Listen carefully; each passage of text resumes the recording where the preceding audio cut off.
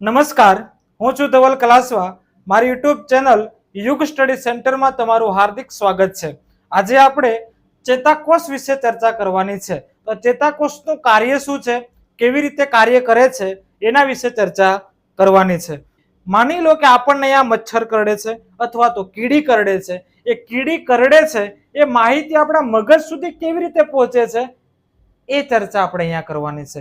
મચ્છર કરડ્યું છે એ એક સંવેદનાથી છે, જે આપણને આ મચ્છર કરડે છે ત્યારબાદ દર્દ થાય છે, તો એ શું છે? એક સંવેદના. એ સંવેદના ક્યાં સુધી પહોંચાડવાની છે? તો મગજ સુધી પહોંચાડવાની. મગજ સુધી પહોંચાડવાનું કામ કોણ કરે છે? તો આ ચેતાકોષ કરે છે. કોણ કરે છે? ચેતાકોષ. ચેતાકોષ આ છે ચેતાકોષની આકૃતિ. ચેતાકોષના અગ્રભાગે જે ટોચમાં આપણને દેખાય છે તંતુઓ, તો ચેતાકોષના અગ્રભાગે આવેલા તંતુઓ, જેને આપણે કહેવાનું શિખા તંતુ. શું કહેવાનું છે? શિખા તંતુ. યાદ રહી જાય આટલું. અગ્રભાગે જે તંતુઓ જોવા મળે છે, કયા તંતુઓ છે? શિખા તંતુ. ત્યારબાદ આ છે કોષ કેન્દ્ર. કોણ છે? કોષ કેન્દ્ર. કોષ કેન્દ્રનો આજુબાજુનો જે વિસ્તાર છે એને કહેવાનું છે કોષકાય. કોષકાય. ત્યારબાદ આ અક્ષ છે, ચેતાકોષનો અક્ષ છે, જેથી એનું નામ આપ્યું છે ચેતાક્ષ. શું યાદ રાખવાનું છે? ચેતાક્ષ. અને છેલ્લે જે આપણને મૂળિયા જેવું દેખાય છે એને આપણે કહેવાનું છે ચેતાંત. શું કહેવાનું છે? ચેતાંત. તો આટલા ભાગ યાદ રાખવાના છે: શિખાતંતુ, કોષકાય, કોષ કેન્દ્ર, ચેતાક્ષ અને ચેતાંત. હવે આ ચેતાકોષ કેવી રીતે કાર્ય કરે છે? તો ચેતાકોષના જે અગ્રભાગે જે શિખાતંતુ આવેલા છે એ સંવેદનાનું ગ્રહણ કરે છે. શું કરે છે? સંવેદનાનું ગ્રહણ કરે છે. જે આપણને આ મચ્છર કરડ્યું છે તો એ માહિતી પહેલા એ ગ્રહણ કરી લેશે. કોણ ગ્રહણ કરી લેશે? તો આ શિખાતંતુઓ. તો પહેલો જ મુદ્દો આપણે શું યાદ રાખવાનો છે? શિખાતંતુ વિશે. શિખાતંતુ સંવેદનાનું ગ્રહણ કરશે. શું કરશે? ગ્રહણ. આ જે સંવેદનાનું ગ્રહણ થયું છે શિખાતંતુ દ્વારા, એ રાસાયણિક પ્રક્રિયા દ્વારા વિદ્યુત આવેગમાં રૂપાંતર થશે. જે સંવેદના ગ્રહણ થઈ છે શિખાતંતુમાં, એ રાસાયણિક પ્રક્રિયા દ્વારા વિદ્યુત આવેગમાં રૂપાંતર થશે. અને તો બીજો મુદ્દો આપણે શું યાદ રાખવાનો છે? સંવેદના. સંવેદના રાસાયણિક પ્રક્રિયા દ્વારા વિદ્યુત આવેગમાં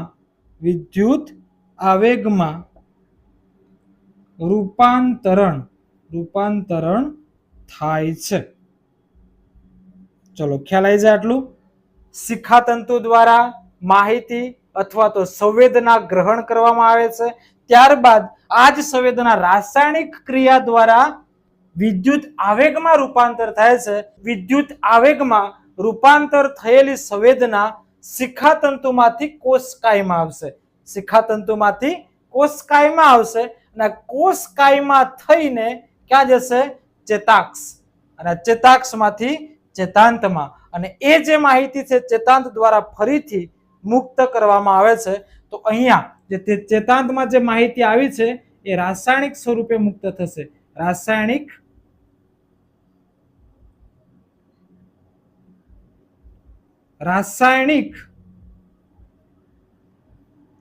સ્વરૂપે મુક્ત થશે.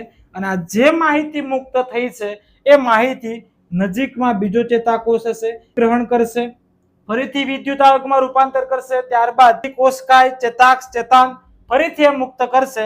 આમ માહિતી આગળ વધશે. ત્યારબાદ ક્યાં જશે? તો સ્નાયુ પેશીમાં. સ્નાયુ પેશી દ્વારા ક્યાં પહોંચાડવામાં આવશે? કરોડરજ્જુ. અને કરોડરજ્જુથી મગજમાં માહિતી પહોંચાડવામાં આવે છે. અને મગજમાં આ જે સંવેદના અથવા માહિતીનું અર્થઘટન થશે. તો આટલું તમને ચોક્કસથી ખ્યાલ આવી ગયો હશે કે ચેતાકોષનું કાર્ય શું છે. તો આટલા ભાગો યાદ રાખવાના છે. જે આપણને શરૂઆતમાં તંતુઓ ચોટલી જોવા મળે છે એને કહેવાનું શિખાતંતુ. ત્યારબાદ કોણ છે? તો કોષ કેન્દ્ર. પછી આ જે કોષ કેન્દ્રના આજુબાજુનો વિસ્તાર છે કોષકાય, ચેતાક્ષ અને ચેતાંત. આટલું યાદ રાખવાનું છે. પહેલો મુદ્દો શું છે? તો શિખાતંતુ દ્વારા માહિતી ગ્રહણ કરવામાં આવે છે અથવા તો શિખા તંતુ દ્વારા સંવેદના ગ્રહણ કરવામાં આવે છે. આ સંવેદના વિદ્યુત આવેગમાં રૂપાંતર થશે. ત્યારબાદ કોષકાયમાં જશે. કોષકાયમાંથી ચેતાક્ષ, ચેતાક્ષમાંથી ચેતાંત અને ચેતાંતમાં ફરીથી અમુક રસાયણો મુક્ત થશે. એ જે રસાયણો મુક્ત થયા છે ત્યાં બીજો એક ચેતાકોષ આવેલો છે, એ એનું ગ્રહણ કરશે. ત્યારબાદ એ પણ મુક્ત કરશે. આમ કરતા કરતા સ્નાયુ પેશીમાંથી કરોડરજ્જુ અને કરોડરજ્જુમાંથી ક્યાં જશે? છેલ્લે મગજમાં. અને મગજમાં જે પણ સંવેદના છે એનું અર્થઘટન કરવામાં આવશે અને મગજ દ્વારા જે તે નિર્ણય અથવા જે સંવેદના છે એને ઓળખી લેવામાં આવે છે. તો આટલું તમારે યાદ રાખવાનું